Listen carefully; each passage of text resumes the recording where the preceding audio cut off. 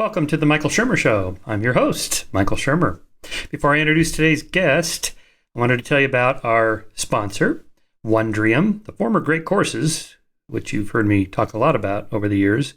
Not only because I'm a consumer, I'm a customer. I've been a customer since the 1990s when it was the Great Courses. But also because I produced a couple courses for them. I believe in the product. I wouldn't have a sponsor of this podcast that I didn't actually use myself. So, the deal is this: when you access their portal, you can do it online on your laptop, or you can do it on your phone or on your iPad or whatever. You just touch the little W there, opens right up, and you get access to all these different courses. So if you just kind of scroll through, here's one called Everything for Nothing. I'm guessing this has to do with physics. Okay, so let's just touch on it, see what it's all about. Okay, so you just touch on that. The Science of Empty Space. Oh, I know this guy. I've seen him on documentaries before. He's a British physicist. Right. This is an hour lecture. I see. This is part of the Wondrium new program where it's not just college professors giving lectures. It's a documentary film. This one's an hour long, and it's on, how to get something from nothing. You can see how. Now our sun look how beautiful that is. Of a multitude of stars. It's surrounded by over 200 billion of them in our own Milky Way galaxy alone. Our sun is just a speck. Is that cool or what?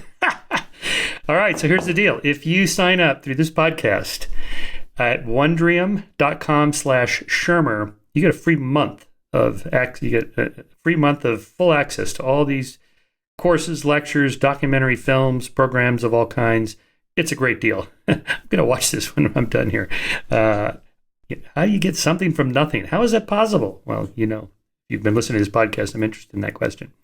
So, again, your support of the podcast through the sponsors like Wondrium is how we survive. A lot of podcasts have a paywall behind them, and you have to subscribe. You got to belly up with money every episode you want to hear. I happen to know that most of the numbers of the podcasts that do that are pretty low. They're not reaching that many people. This is part of my day job through Skeptic Society. I'm trying to reach as many people as possible with our ideas about science and skepticism. So please support our sponsor, wondrium.com/Shermer. Get your free trial. Give it a try. You can watch a ton of content in a month. Believe me, I know. I've done it. All right. Guest today is David Potter. His new book is Disruption: Why Things Change. Why indeed. David is the Francis W. Kelsey Collegiate Professor of Greek and Roman History and Arthur W. Thurnow Professor at the University of Michigan. His previous books include The Origin of Empire, Rome from the Republic to Hadrian, Constantine the Emperor, The Victor's Crown, A History of Ancient Sport from Homer to Byzantium, and Theodora, Actress, Empress, and Saint. David's new book is about, disruption, not revolution, but disruption. What social, political, economic systems are in place historically that lead to, massive changes. And we open up, for obvious reasons, with current events because we're in the middle of one of these rather disruptive moments in time. Remains to be seen what happens, but he covers the rise of Christianity, the rise of Islam, the Protestant Reformations, plural, because there were many of these wars of religion, the rise and fall of Bolshevism and Nazism, the Communist Revolution, so on. And we just go right up into the late 20th century and into the 21st century, covering all these different developments and what we can learn from history. There were a few technical issues along the way. We had to switch recording devices, so there might be a slight little break there in how the images look, but the sound should be the same. And so I hope you enjoyed this conversation as much as I did. It was fascinating in terms of what we're going through today. Disruption, why not revolution? What are you after there? We use revolution to... Sorry, let me start that again. We use revolution as a term for any kind of movement or effort at change. And very often those don't work out very well, or don't work out or don't prove to be successful. And what I'm talking about is a change in society that is so fundamental that you can't go back again to the way things were.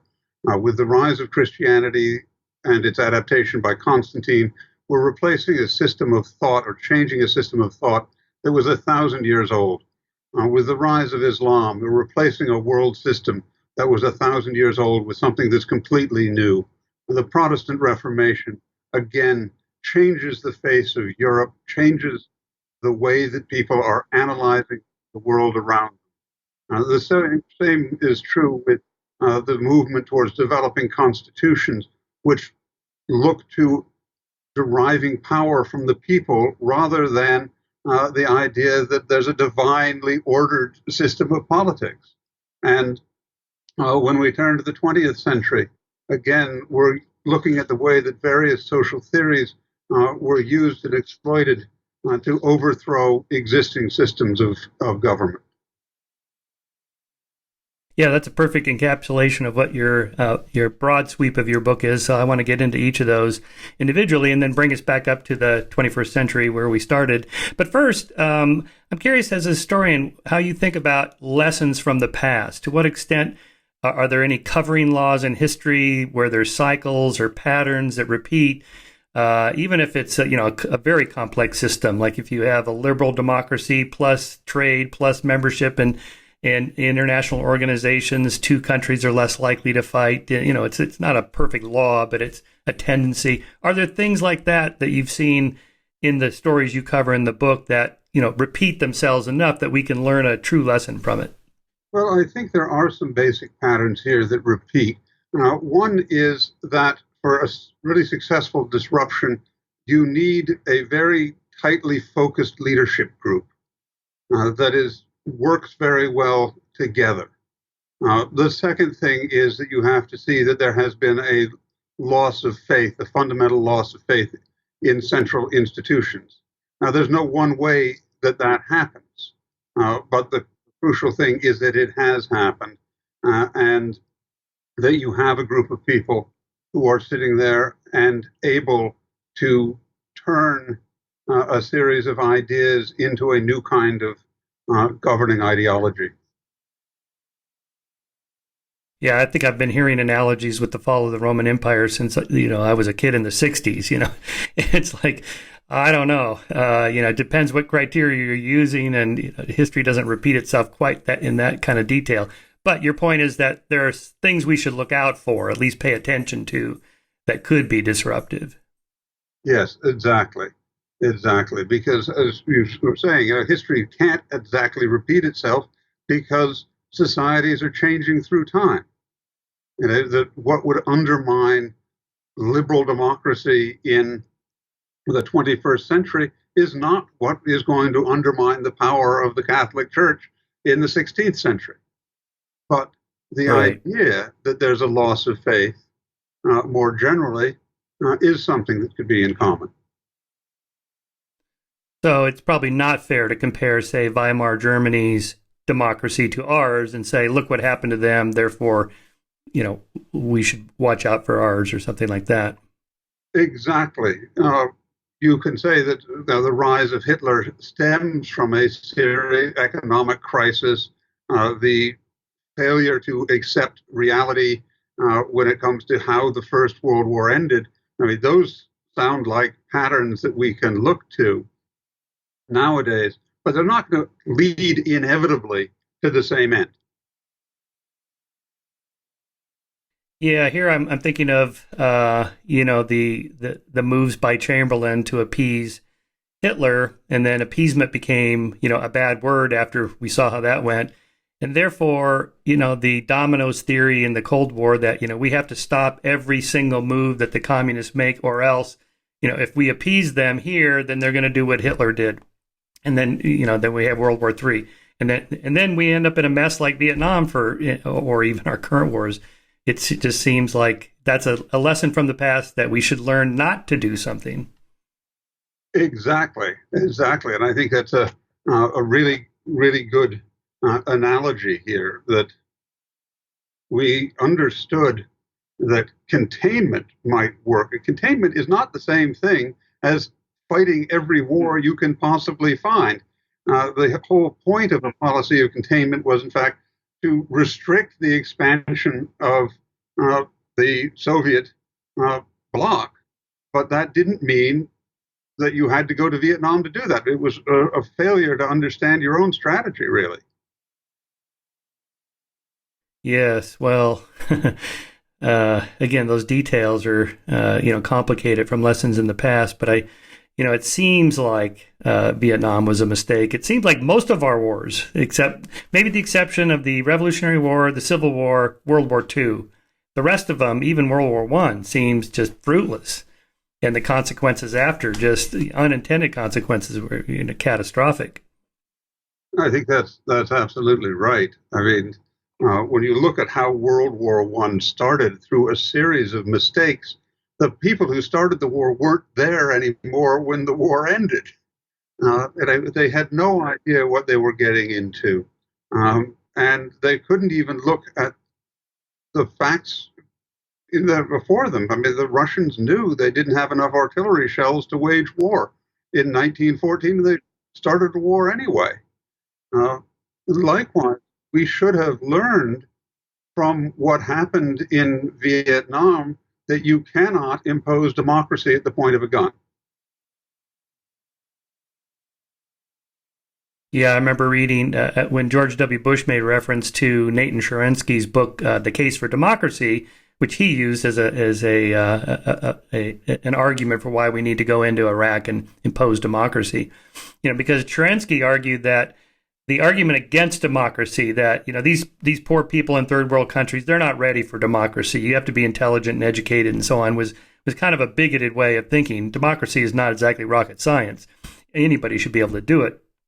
But that didn't work out because of all the tribes and the conflicts in the country, that we didn't have, say, quite the same level of building a democracy in North America. Exactly. Well, democracy takes practice. And you have to be able to work out how you deal with conflicts in the system. I mean, our democracy was not fully formed in 1787.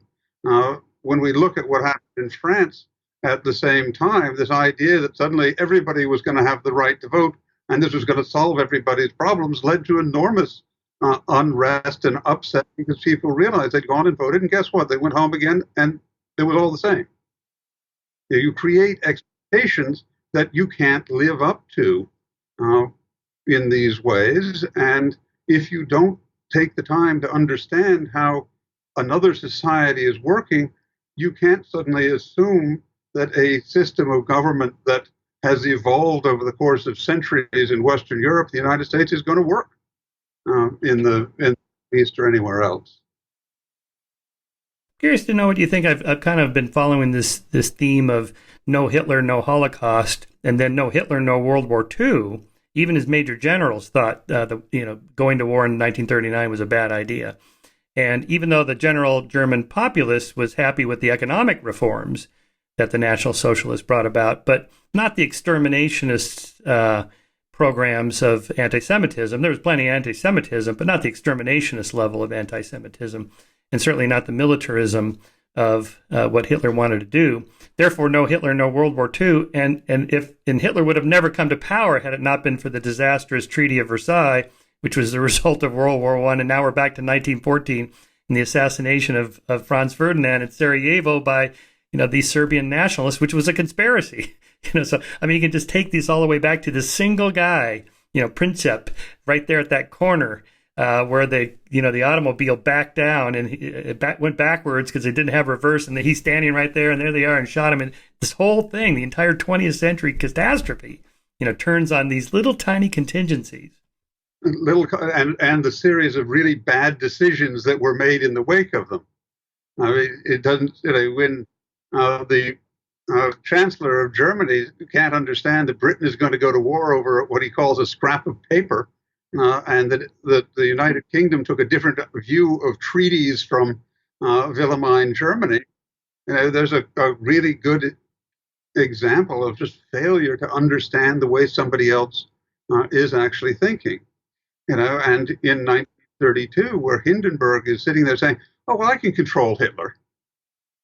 One of the stupidest things anybody could ever have thought. But if you've already sort of leveled your own political playground, as it were, and your big fear is that the communists are going to be elected if you don't go listen to Hitler, again, you're not asking yourself, what are the consequences of dealing with a person like this? Yeah, with hindsight, we can certainly see that that was a bad idea. But again, so much turns on these little details. All right, let's go back to the start of your book, because again, another one of my favorite topics is how in the world a tiny little sect, even a cult maybe of Christians in this massive empire, now has 2 billion adherents. It's the largest religion ever. How did this happen? Well, Christianity stood really on the intellectual fringes of the Roman world. The idea that your worth is defined by faith in God rather than how rich you are is really a radical alternative to the social organization of the Greco-Roman Empire. But prior to Constantine's move towards Christianity, there had been 50 years of political chaos. There was a tendency of the people who were taking the throne in the last 20 years to say, 30 years, I have a God who is helping me do this. It may be Jupiter, it may be the invincible sun, etc. Well, Constantine takes the throne in 306. He is somewhat of an accidental emperor. He'd been left out of the chain of succession when his father had become a deputy emperor. He had to remarry the daughter of his boss. But in 306, when his father dies, the general staff is not about to go under the thumb of the appointed successor. It's somebody they don't trust. So they put Constantine on the throne. And Constantine is a person of extraordinary ability and an extraordinary capacity to build coalitions successfully. But he is also a person who, in the back of his head, sort of says, things haven't worked very well lately. How can I do something that is completely different? I'm going to have to invade Italy. The last three people who did this, including the great Galerius, my former boss, the best soldier of the age, except my father, all failed. And how can I set myself apart from these people? In the fascinating letter he wrote in 314, a couple of years after his conversion, Constantine tells the bishops at a council that he was searching his own mind for a way to be a better person, trying to find a way to undo the faults of his own character. And he met the God who sits on the watchpost of heaven and decided to follow that God. And that's Constantine's own version of his conversion. He picked the God that Galerius and Diocletian hated. And that God, he thought, led him to victory. And subsequently, what we see is that Constantine will urge people to follow him, but he's learned from his predecessors, you can't force anybody in a matter of conscience. And he will bring people along. He will give them advantages if they convert to Christianity, but he won't insist on it. What are some of the advantages that Christians got after that? Well, they got a much higher level of organization within the empire. And because the Christian church, when Constantine converted, was really just a series of regional organizations, each one run by a bishop, quite often by bishops who were fighting with each other. There was no central doctrine. Constantine, at the Council of Nicaea, of course, for the first time, provided the Christian church with a central statement of what its doctrine would be. He also took a great deal of time just to make sure that the church was learning how to function on an empire-wide scale. On the other hand, what you could see is that if you wanted to build a new church, well, the emperor had some money to help you. If you want some privileges, and you could say to the emperor, and by the way, we're Christians, you had a much better chance of getting them. You weren't cut off if you weren't, but it's going to work a little better. It's going to be smoother. If you can come up to Constantine and say, "Can I pray with you?" In the latter years of his life, you're probably going to do pretty well out of that.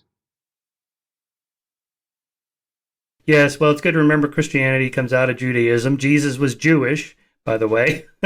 People seem to forget that. The Jews killed Jesus. It's like, wait a minute. Have you thought this through? But as one of my, and by the way, one of my friends jokes, to be a Jew, you had to be circumcised. You didn't have to do that to become a Christian. And, there's one thing that'll put an adult male off is having to give up some of your flesh. So it's much easier to join. And also anybody could do it, right? You just accept Jesus into your heart as your savior. John 3:16, everybody repeats that in a modern day. And you're in. There's no rituals. You don't have to, pass any tests or anything like that.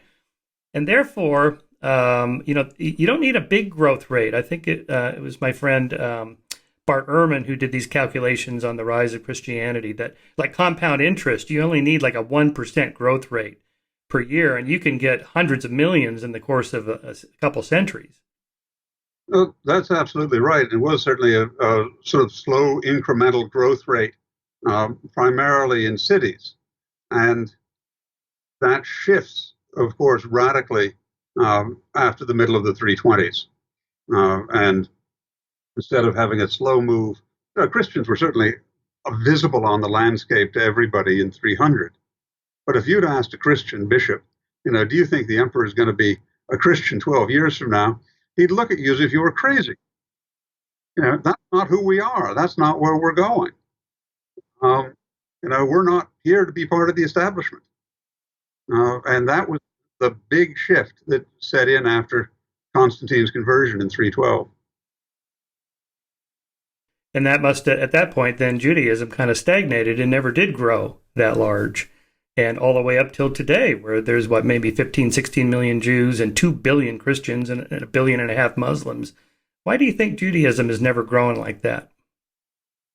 I think it has a more complicated, Judaism has a more complicated series of requirements than being a Christian does. It has a more complex story to it. It is less keen on proselytizing. It is a religion that is meant to strengthen an existing community without necessarily looking to bring in outsiders. And that was the big split in Jesus' movement in the generation after his death. Is this revelation only for our fellow Jews, or should it be for everybody? And that's where Peter and Paul broke with the more traditional members of their movement to say, no, our revelation is to go out for everyone. And I think that really underscores the difference between Judaism and Christianity. This famous passage in the Gospels that where Jesus says, some of you standing here today will not die before the Son of Man returns. Do you think they mostly took that literally and that they really thought the second coming is coming in our lifetime? Absolutely. And I think one of the difficulties that Christians had was explaining why the world didn't end.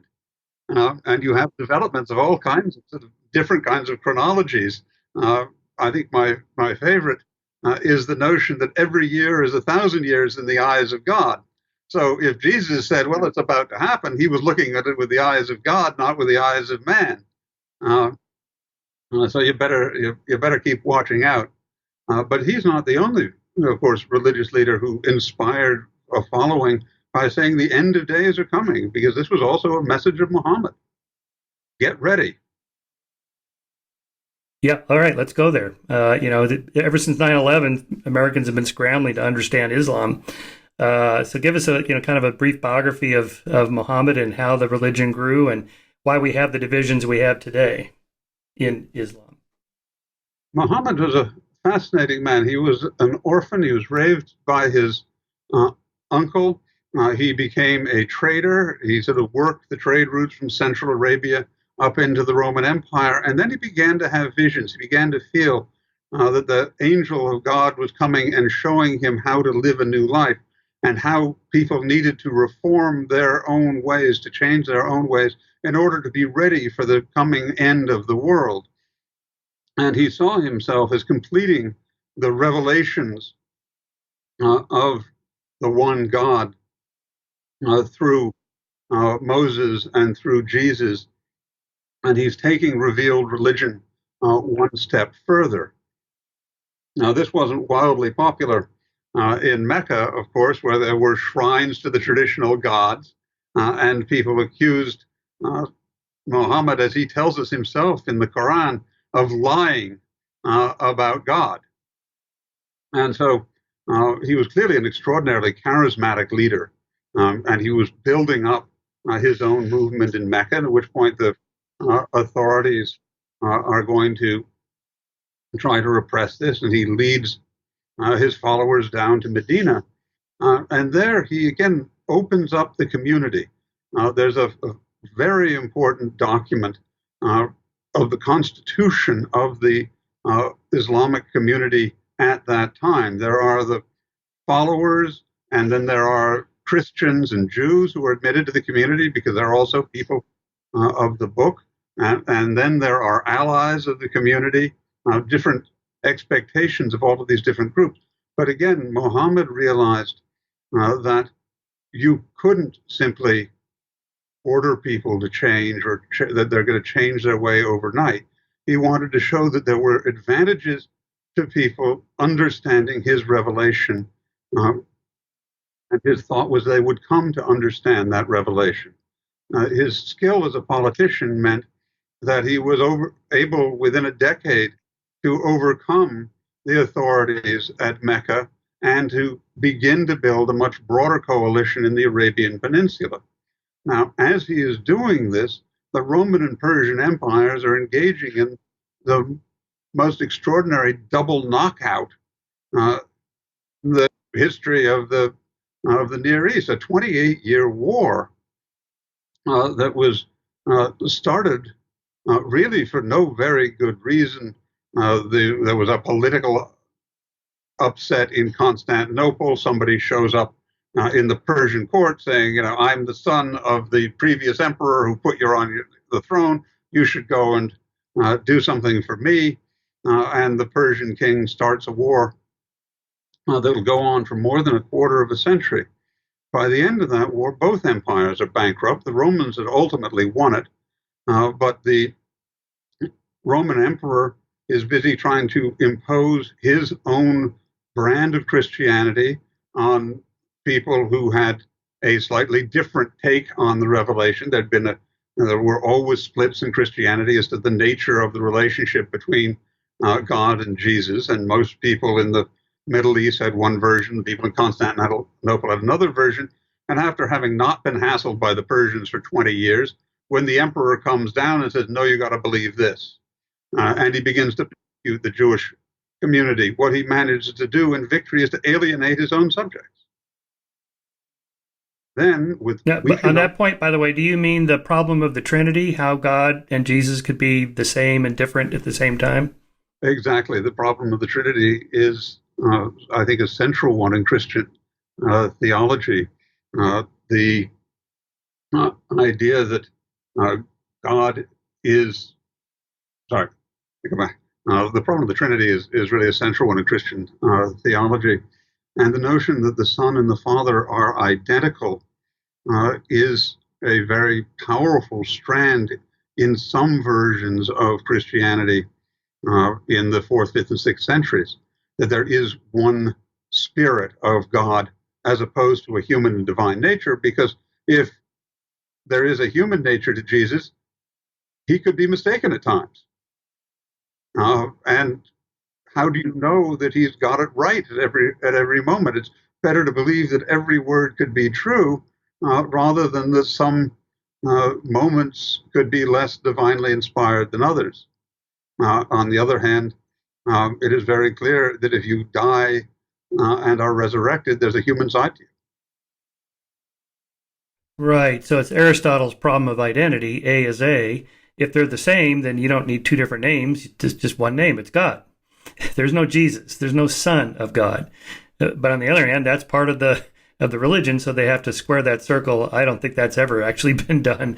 I've read a lot on it. There's a lot of verbiage, but at the end of the day, it's like you still have the problem of identity. How did Muhammad and then the early Muslims think of Christianity and Jesus? Right? They didn't accept Jesus as the savior, but he was, what, a prophet? Jesus was another prophet. He was the next big prophet after Moses, and it just wasn't a complete vision of God and of the end of days that Muhammad now was presenting his followers. Right. So you end up with these kind of competing claims based on divine revelation, and that can't be resolved. I mean, you could resolve political conflicts or whatever through democracy and votes, or we have a debate and we give our best arguments. But if your argument is, God told me, and he's the final authority and I'm his direct voice, and you have more than one people saying that, and their stories do not perfectly align, you end up with three major world religions right there that are never going to be reconciled. Well, that's even though they believe in the same God and the same Old Testament, right? That's exactly right. And then within each group, there are going to be different ideas of which message is the most authentic message. And again, the early split in Islam between the Shia followers of Ali, who said basically he is the descendant of the Prophet, the movement should be led by descendants of the Prophet, as opposed to ultimately the Umayyad wing, which simply says, we are the leaders of the community, we recognize the authority of the Prophet, but we are going to run this because we are competent to run it. And that we have a proven track record that means that we can do this. And certainly Ali was a very problematic character indeed. But again, you believe that his version is the correct version of the revelation of Muhammad. You cannot be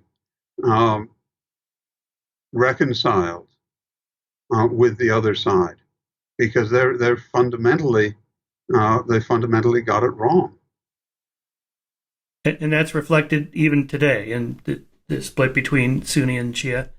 Exactly. The split between the Sunni and the Shia goes back to the earliest period of Islam. It was a split that was actually there before Abd al-Malik was able to reforge an Islamic state based on the revelations of Muhammad and to create a governing ideology out of the Quran, which was 50 years after the death of Muhammad, but an extraordinary political moment. It's very similar to Constantine in that way, is using religious doctrine to build a new governing ideology. Yeah, before we get to the next one, the Protestant Reformations, let's zip up to the 21st century since we're on that. Is your sense, like since 9/11, there's been this debate, this clash of civilizations or, the West versus the East, to what extent do Muslims really believe in Sharia law over, say, a constitution like we have? Why do they hate us? George Bush's, they hate us for our freedoms. Well, everybody know that's not a good causal explanation. But is it really because, as Osama bin Laden said, you have troops in our Holy Land, you have too much influence in the Middle East, and of course we do support Israel and so forth, and that's why we hate you. But others say no, it's actually baked into the Holy Book itself that if you're not a true believer in Islam, then you are a heretic, and so it's more of a religious war rather than, say, a political, cultural war. What is your sense there? My sense, it is really a political and cultural war. Now, obviously, Islamic thought has developed over time, and I think one of the crucial points here is the meaning of the word jihad. For Muhammad, jihad meant struggle. It did not mean holy war.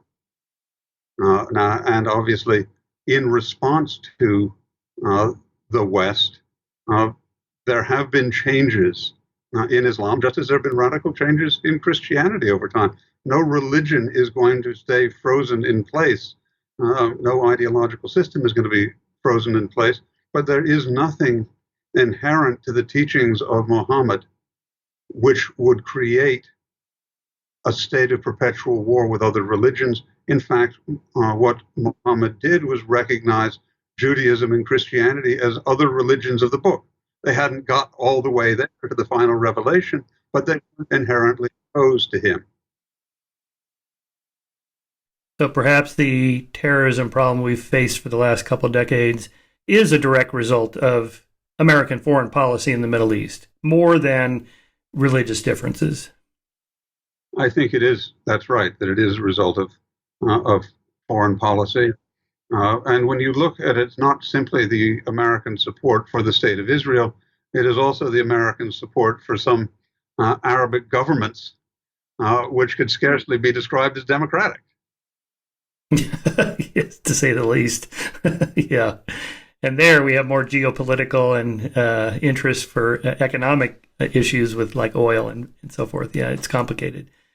Right, I know. Well, all right. To the Protestant Reformations then. So here's another thing we can come back to. There's this idea that Judaism and Christianity went through the Reformation, the Enlightenment, the Scientific Revolution. So even though they were slow to adopt civil rights, women's rights, gay rights, and so on, they've come around because they have that base of having gone through the Enlightenment. Islam never went through an equivalent Enlightenment, something like that. What do you think about that?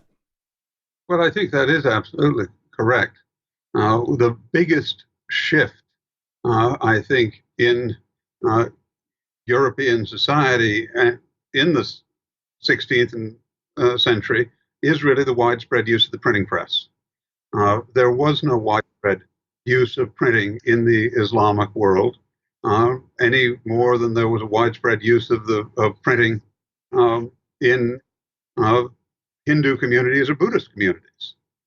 Was really the development of the printing press, the development of new media that shaped European civilization in ways that were completely different from other cultures.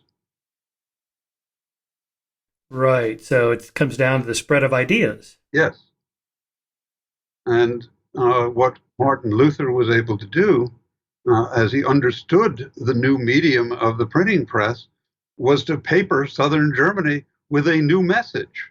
And as they did that, again, you could see this idea of the freedom of thought, the freedom of ideas that comes in with the Protestant Reformation is really radically different from what we'd seen in the previous 1,000 years. I've seen some numbers like the death tolls from all the religious wars of this period, mainly Protestant and Catholic, of like comparable to the Black Death or other big plagues. You know, some significant percentage of European population was eradicated in these wars. The wars were certainly very bloody. They weren't, I think, at the level of the Black Death, and they were more localized in Germany and France, where the Black Death spread everywhere. But yes, they were extraordinarily brutal wars because when you are arguing about fundamental aspects of belief, there can be very little room for compromise. And I mean, the initial split in Germany with the development of the Schmalkaldian League and the idea of whatever the religion of the prince, that is going to be the religion of the people.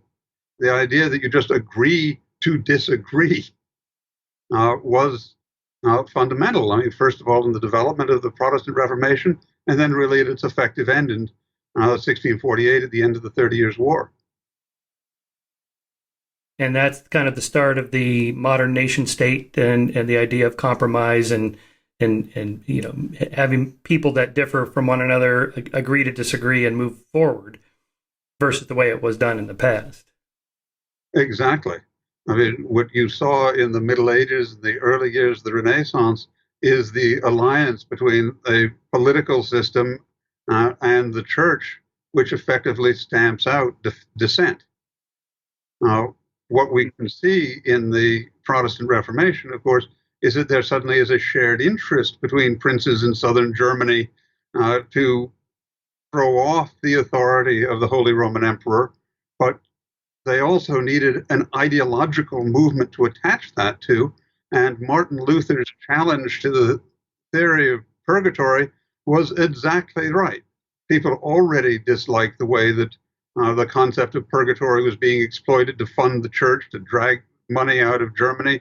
When you look over to one side and there's the Ottoman Empire advancing across southern Europe, then when Martin Luther comes along and says this is all nonsense, it's not in Scripture at all, and he provides a series of ideas that people can rally around and use those ideas to reshape the political system.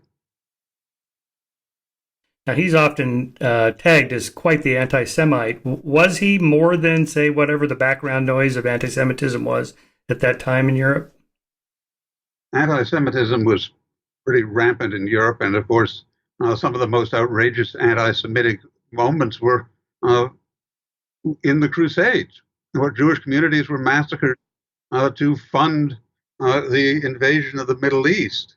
I think it is fair to say that Luther was anti-Semitic, but he was no more so than the bishop in the town next door.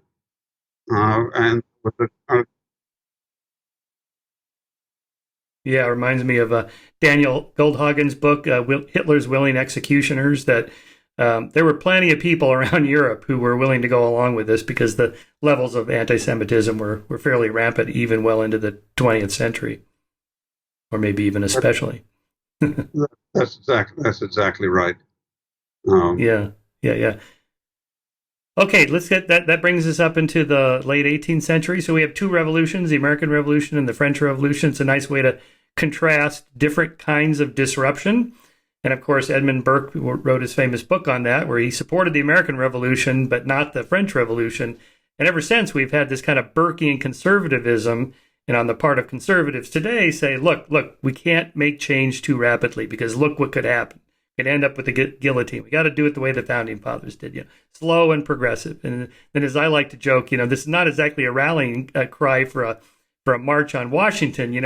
What do we want? Slow and gradual, peaceful change. When do we want it? Eventually. No one's going to join me, right? Exactly. And in fact, if you look at what the authors of the Constitution did, that was anything but slow change. They meet, in 1787 to put together a completely new system of government in place of a system of government that had failed in the previous few years. I mean, the Articles of Confederation had meant that the colonies could not actually function together. They couldn't pay their debts. They couldn't figure out what to do with this whole part of the country on the far side of the Appalachians. And the people who come to the committee, Madison, Hamilton, the crucial thinkers, these are all officers of the Continental Army. These are people who had fought the big government of Britain and now realize they need to found a new government on new principles that will work.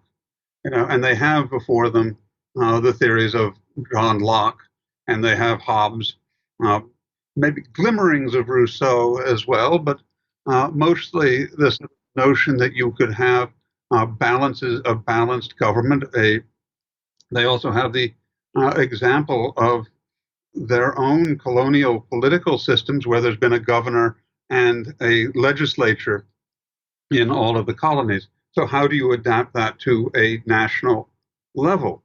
But the other thing that's important, I think, as we think about these people, is that they're looking in a practical way. We know how this system works.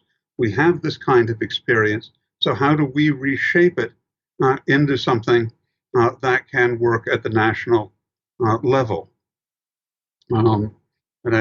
Locke and Montesquieu had assured them that you couldn't have a democracy at a national level. So it is really a break with what is there. But there were people who were used to working together. I think it is. Do you mean by Montesquieu's argument? You mean because you end up with a tyranny of the majority if you just have an open democracy where you can end up with mob rule? That's right. What he looked at, I mean, as a reader of classical texts, is that democracies in the ancient world were all on a very small scale. So he didn't think that you could have a democracy that would be continental in scale. And that's why we don't really have a democracy. We have a representative government, a republic. Exactly. That's why the principle of the Constitution is to fuse national government with local governments, but still leave independence at the local level while creating policies to enable the different localities to get along with each other. So here the disruption is not just before 1776 and what led to the Declaration of Independence. That would be one.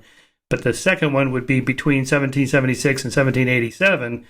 The temporary government established in 1776 wasn't working. Exactly. It's a pair of disruptions on top of each other. Once the war was over, you obviously aren't going to go back to where you had been with British government. But the next big change is, how do you make this system work? What practical steps can you take away from the rejection of central government towards building something that will enable the 13 colonies to function decently together? Yeah, and so the modern kind of moralization over the flaws of the founding fathers, Thomas Jefferson had slaves, Washington had slaves, so on. The standard answer, I guess, is, well, they had to compromise, that there'd been no country.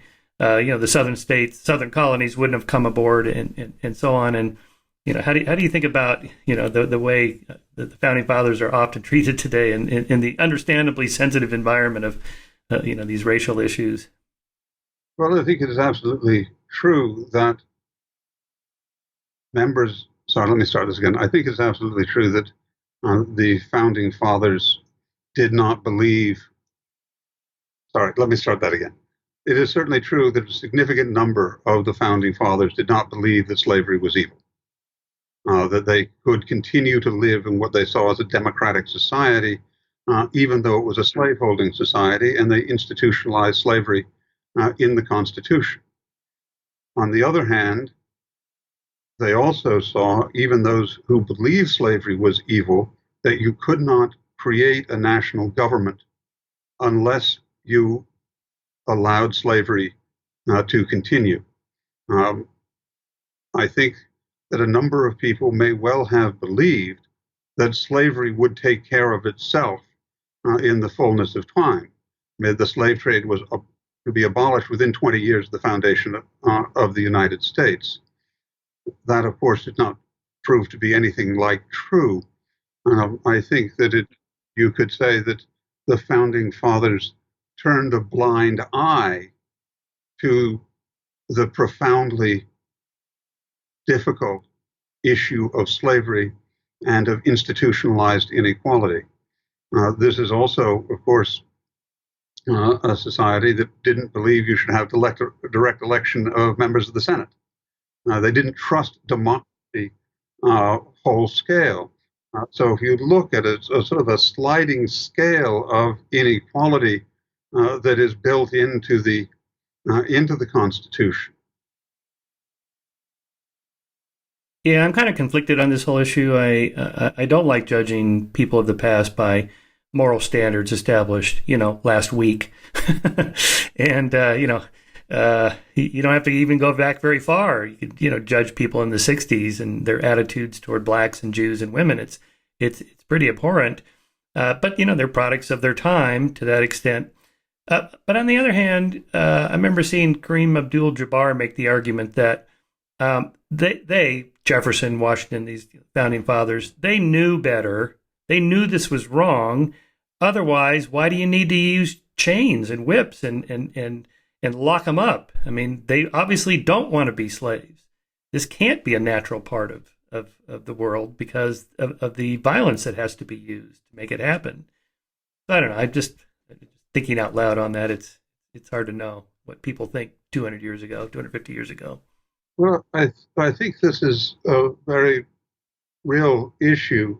I don't think you can use contemporary morality to judge people who lived in the distant past.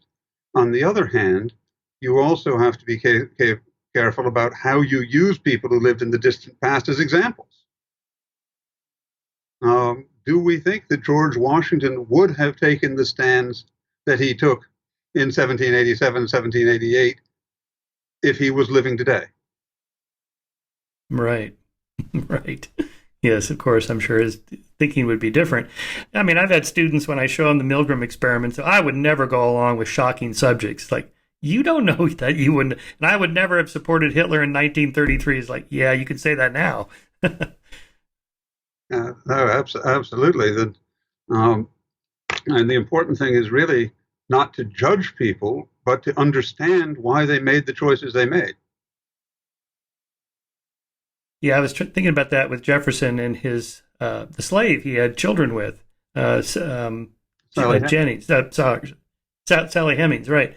You know that, and so you know the kind of the dark reading of that, you know, is he raped his slave. Well, you know, his wife died. What if a charitable interpretation is he fell in love with this woman? It's illegal. It's immoral. No one would ever accept it.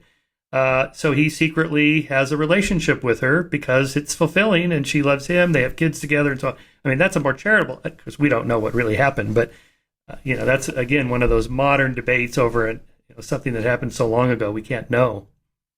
Well, I think that's right. I think the most difficult thing, of course, with Jefferson is that he had written that we believe that all men are created equal. Yes. Right. Yeah, right. Yeah, it does. It does stand out as rather hypocritical, right? All right. So how come the French didn't look at what we did and go, "Hey, let's model that perfectly"? Well, the French situation was very interestingly different. First of all, the National Assembly was summoned by the court to reform the medieval tax system, and this got very rapidly out of hand. There was no clear way for the French court to communicate clearly that this is what we're here to do and this is all that we're here to fix. There was enormous distrust inherent in French society. One thing that we can certainly know, thanks to the wonderful work of Robert Darnton, is that there was illegal literature circulating everywhere in France, basically undermining the image of the court. You could, what do you have? You have books about priests who are raping the young women who come to them. Why is France bankrupt? Well, it's because Louis XV is paying his mistress so much money. There was no faith in these institutions. And the court, I think, did not understand its own standing in the eyes of the broader public. And very rapidly, the limited objectives of the court are overwhelmed by a far more radical movement, which is looking to replace the theory of a king with divine right with a constitutional monarchy. Now, the struggles between the center in French politics and the left wing, which sees no reason to have a monarchy at all, are exacerbated by a whole series of difficulties, very bad harvests, the behavior of the king himself, who doesn't seem to have realized how much trouble he was actually in and is negotiating with his relatives, the Emperor of Austria and the King of Prussia, whatever, to attack his own kingdom. And when that, of course, becomes public, not only is he going to be executed, but he effectively undermines the entire center of French politics and leaves it wide open to the most extreme movement of the left wing of the left wing, Robespierre, Saint-Just, Danton, to occupy center stage. But it's a series of mistakes there. Also, there was a lot of difficulty in trying to deal with democratic institutions in a country which had no national institutions, which had no experience of large-scale voting. When you tell people that if you show up and vote in this election, a brave new world will open before you, and then they go back home and it's all the same. Again, it's a way of undermining the faith in the new world as well. And you see tremendous splits opening up across the French countryside.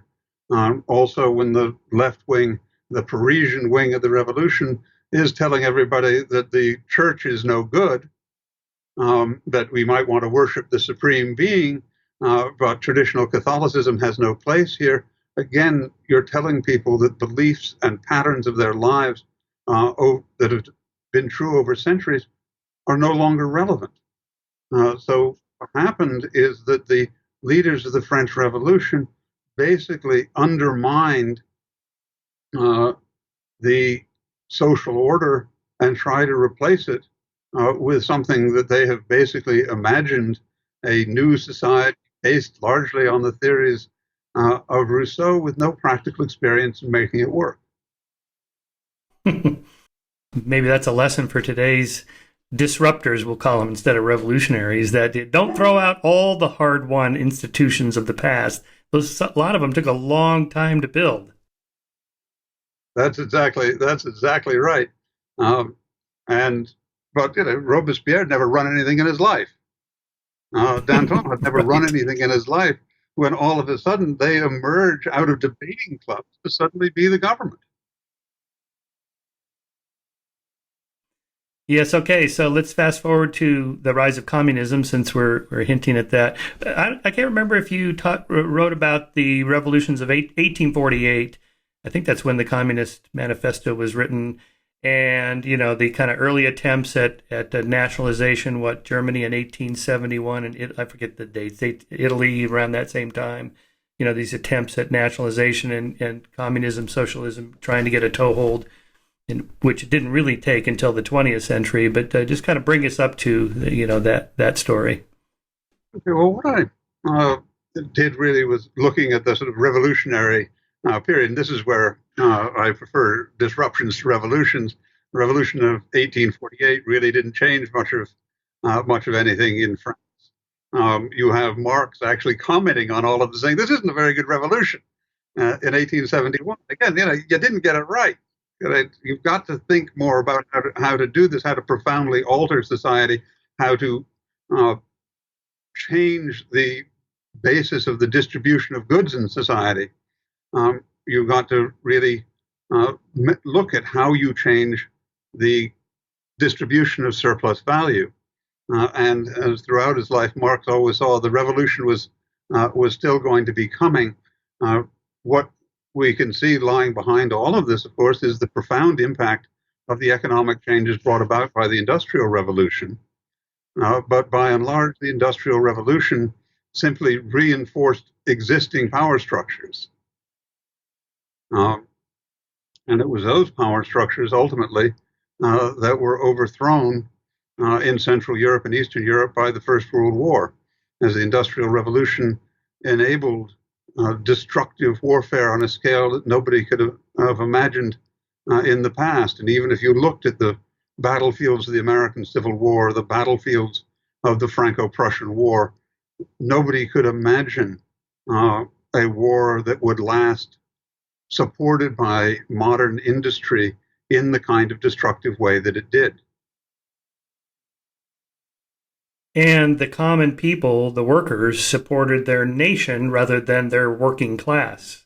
Exactly. And this is something that Lenin objected to terribly. He said, you really need to educate the workers. You've got to get them to understand that the new world that is coming does not involve the nation state, that there will be a new world order once the revolution has come.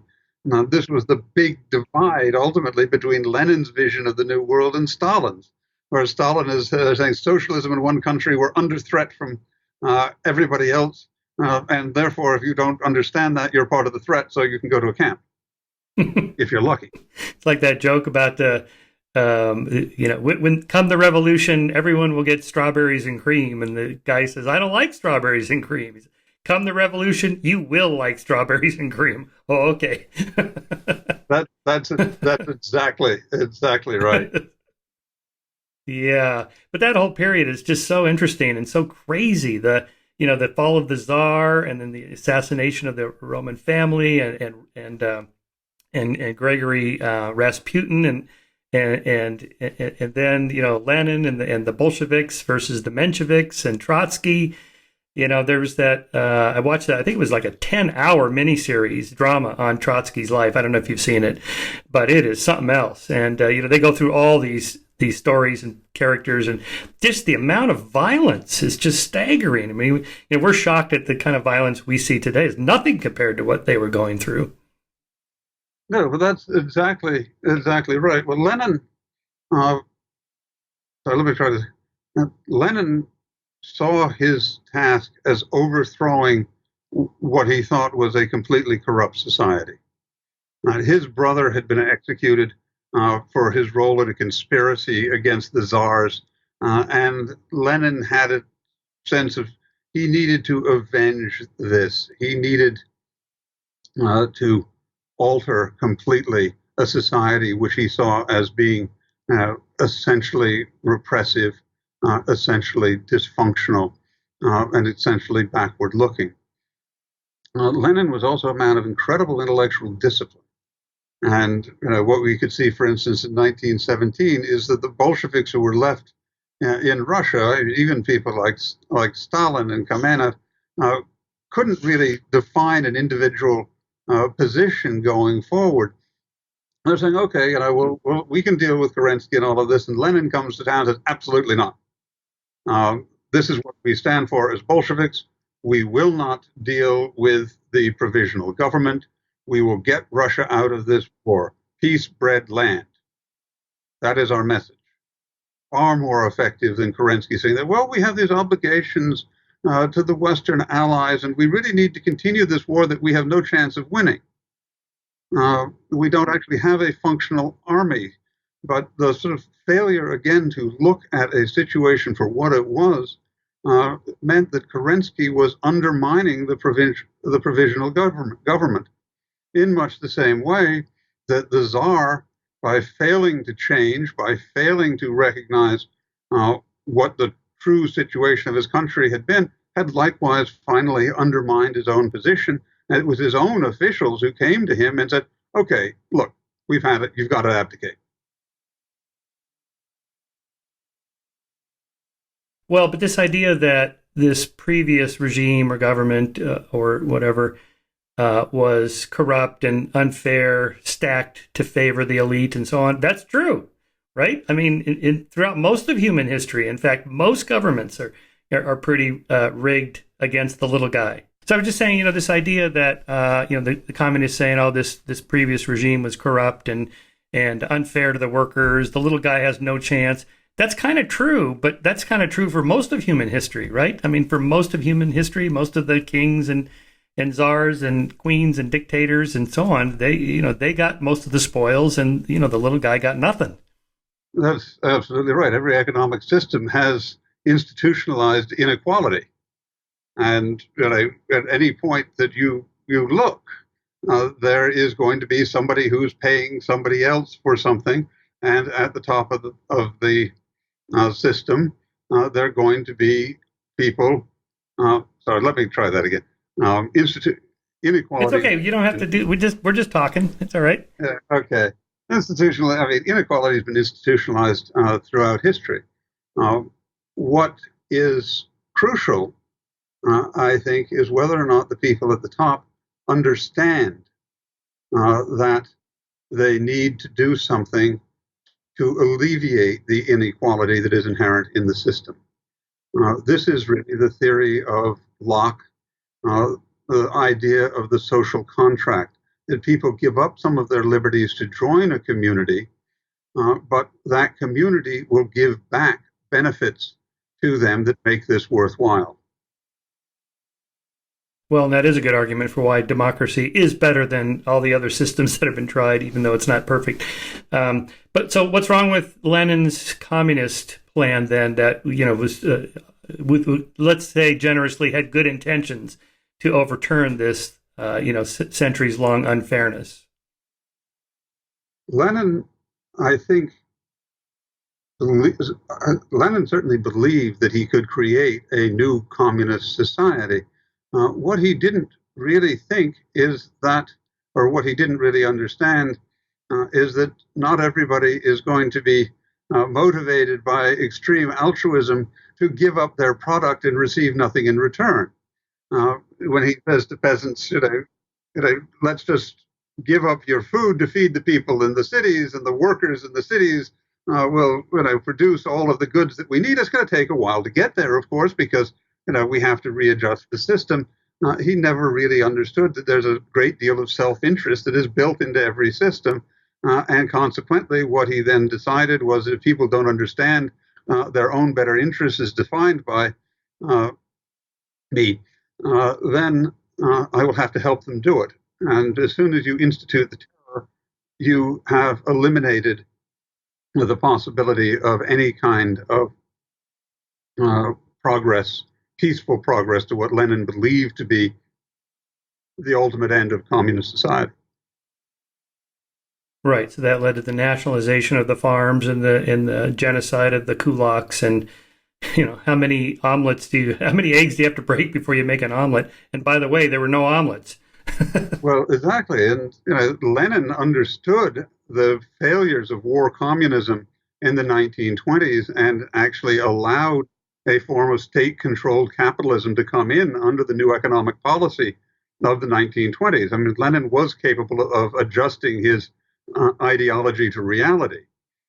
It was then Stalin who came and turned the new economic policy into a betrayal of the ideal of socialism in one country and attacked the people as social enemies who'd done the best in the period of the new economic policy.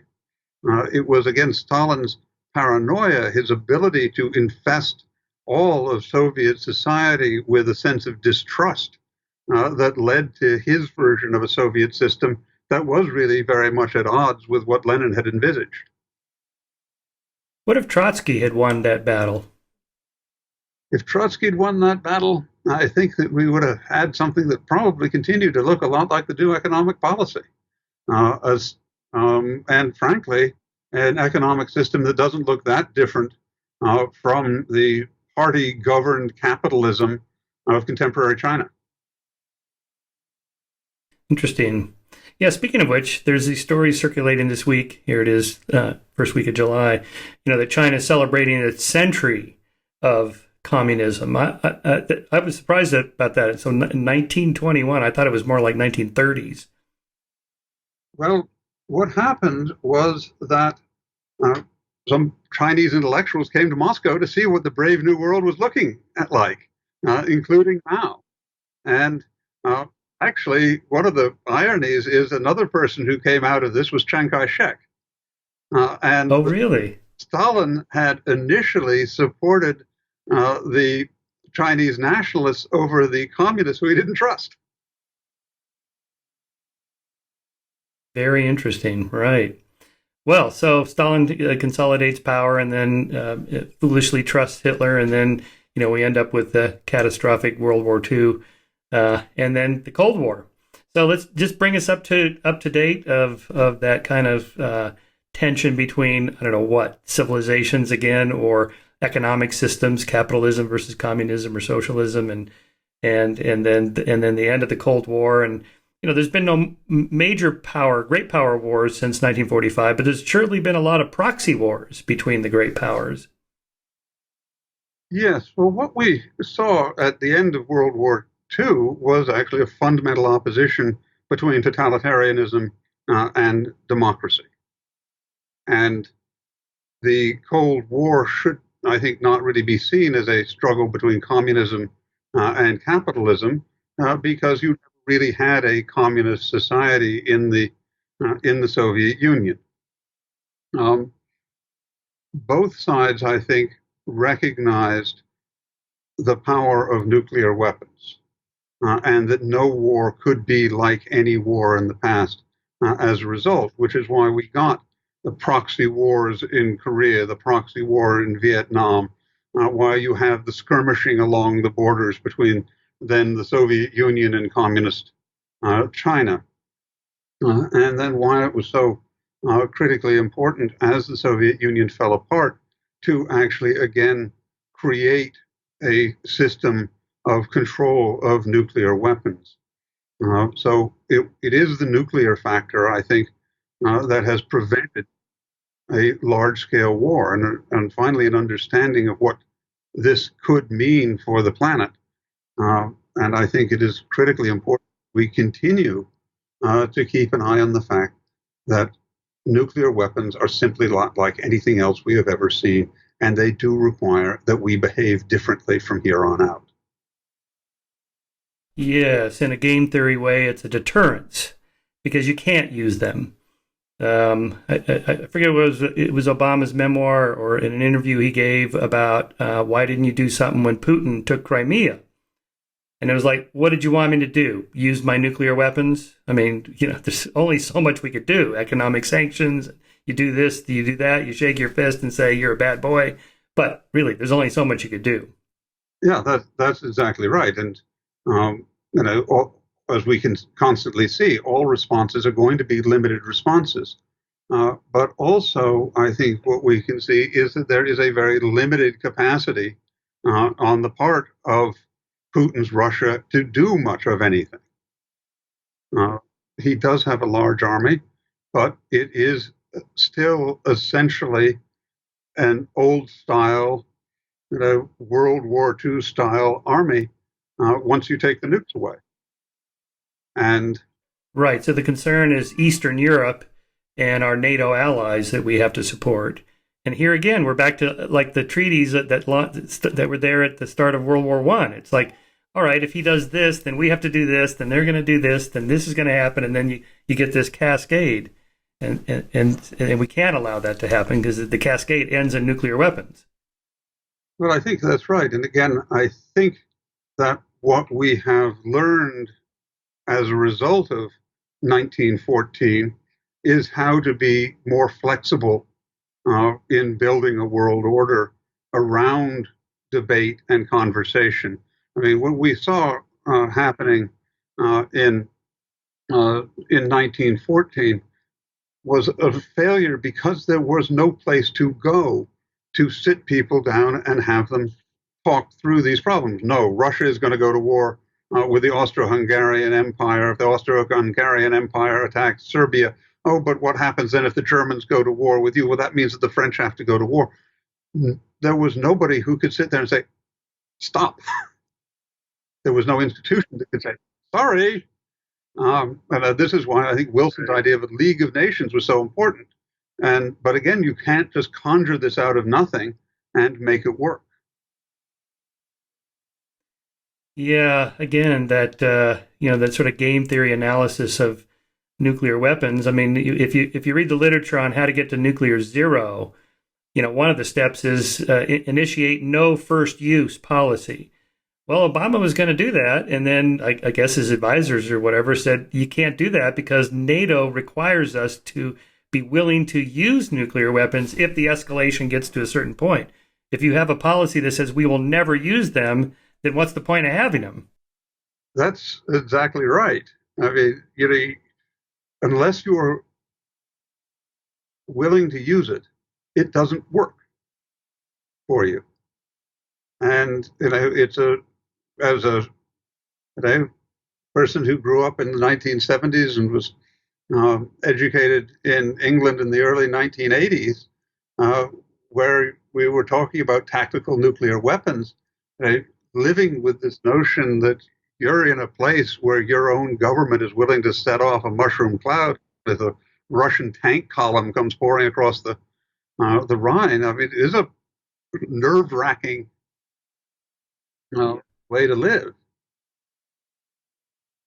Yeah, I've been reading all the books and had a few of the authors on my podcast about the Cuban Missile Crisis and how close it got, but how really ingenious Kennedy and Khrushchev were in untangling that knot that they had both helped to tie and tighten.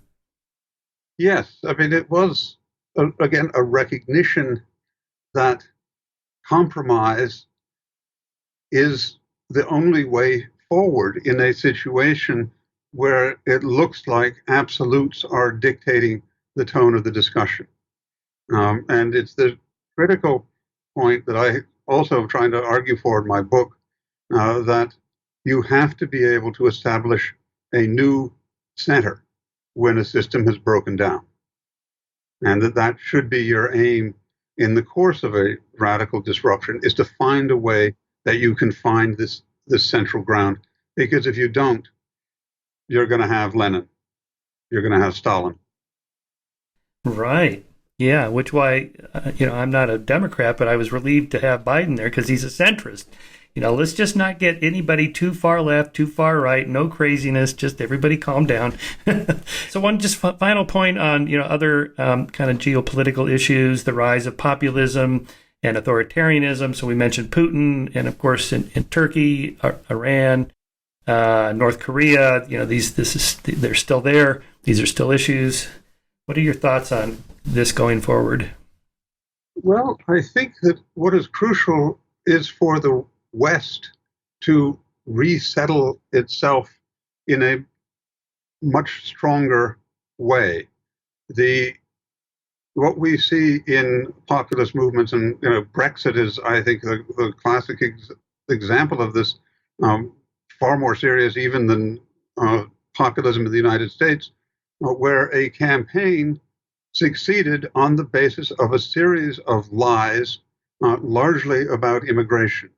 And a common thread that underlies populist movements in Europe and in the United States is this identifying the enemy, the outsider who's pushing into our country and is undermining the economic order, is undermining the social order, and it is a fantasy that is cooked up to hide the fact that our problems are generated internally. Why is it that people are not doing as well now as they were doing 20 years ago? Why is it that expectations for the future for the average person are not as rosy as they had been in the past? How is it that we can actually rein in the forces, as I suggest in my book, of monopolistic tech? Okay, all right. That's big. So you're worried about Google, Facebook, Amazon, all the major, huge companies? I absolutely am. I mean, the principle of what we've come to call surveillance capitalism, of course, is that it is in the interests of the large tech companies to keep you exactly where you are, to make sure that your every action is going to be predictable, that you get what you want now, lest you think that you want something completely different down the line. And then when we look especially at what Amazon is doing to its own workforce, creating, again, a large group of employees who are being very badly treated, while at the same time finding ways to prevent unionization movements, to keep labor movements in check. Question arises, isn't it part of the responsibility of government, as part of the social contract, to find a way to support workers who don't have institutional support against the power of large corporations?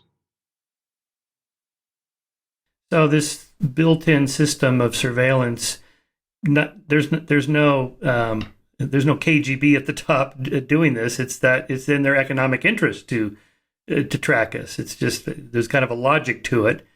And so you're saying the only way to stop that would be something like the government breaking up the large corporations into smaller companies so they have to compete with one another? Or do you think the marketplace would respond eventually with competitive companies or different industries that take hold?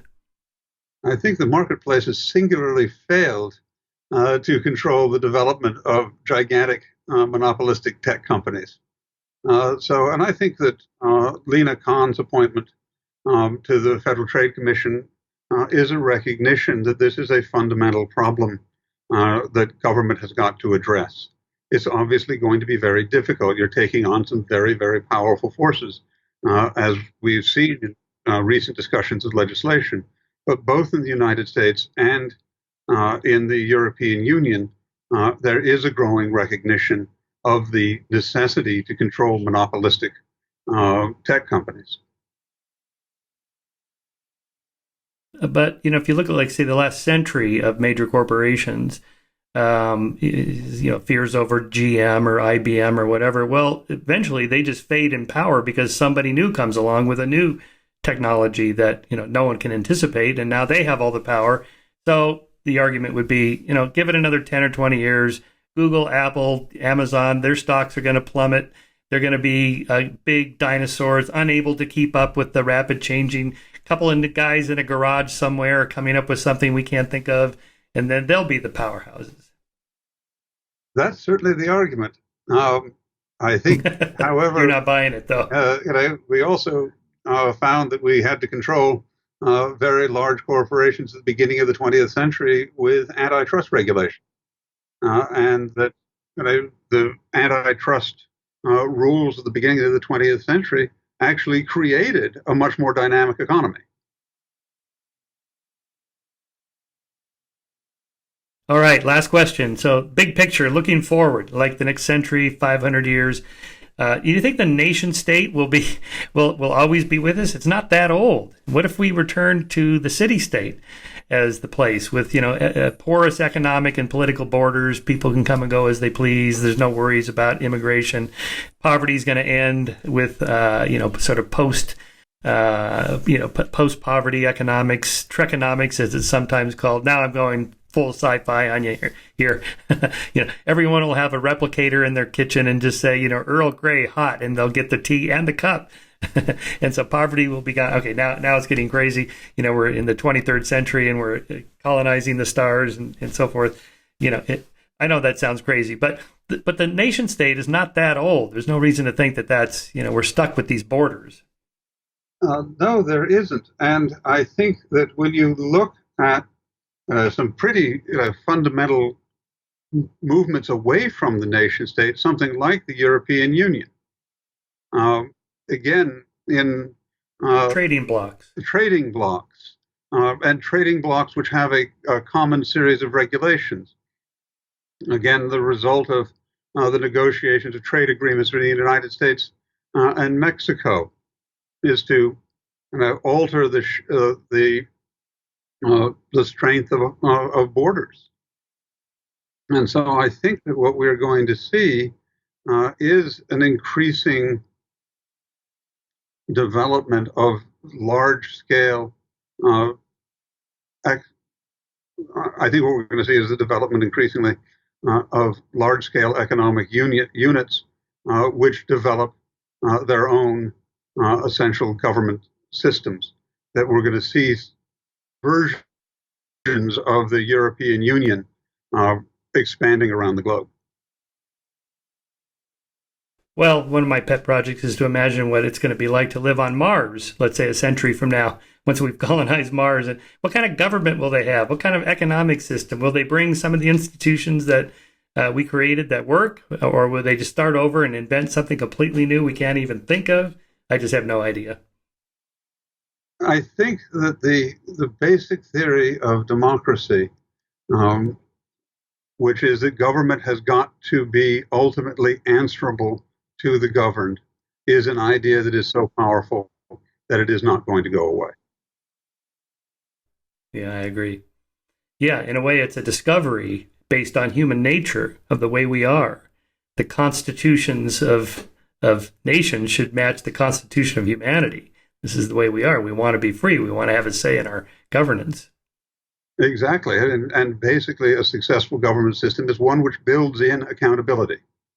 And if we want to look at some of our failed disruptions, the one thing you really didn't have with Robespierre or in the Soviet Union was a system of governmental accountability. Right. And transparency. Exactly. Let's see those tax returns. Yeah.